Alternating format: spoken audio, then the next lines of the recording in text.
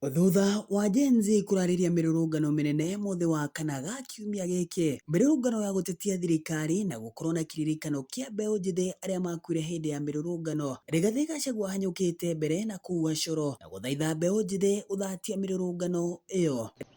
Stay at home, read, watch TV and play with your children and your grandchildren. Rigathi augite muoyo wa mundu uri bata noguo no wega guikara haraya na ugwati handu ha mundu gwitura githinjiro amukire thirikari yahaririirie ni kiruru kuri nyongo. I plead with you, stay at home. The state has organized terror against Kenyans. Don't expose yourself to danger when we know there is danger. Oni oritie uri biacara kuiga mirothe muthi uyu wa kana niguo gwithemana na uthukagia wa indo hamwe na wici. For that reason,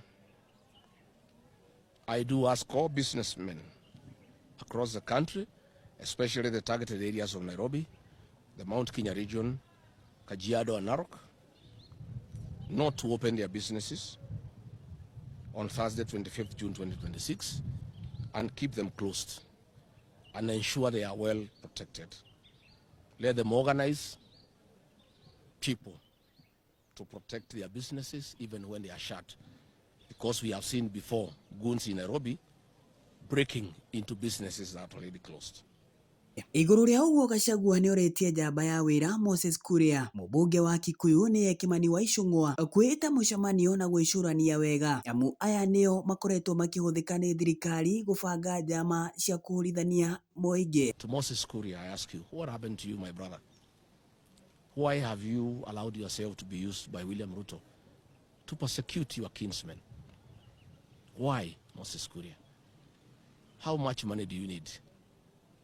Why are you organizing goons to destroy property belonging to your people? Why? Kimani Ichung'wa, people of Kikuyu have elected you 3 times. Why? Gachagua ho ni oritie muingi kuhunjia thayo mahinda mari mothe. Handu-ini ha BK Presenter Media, riakwa Get Boniface Kariuki.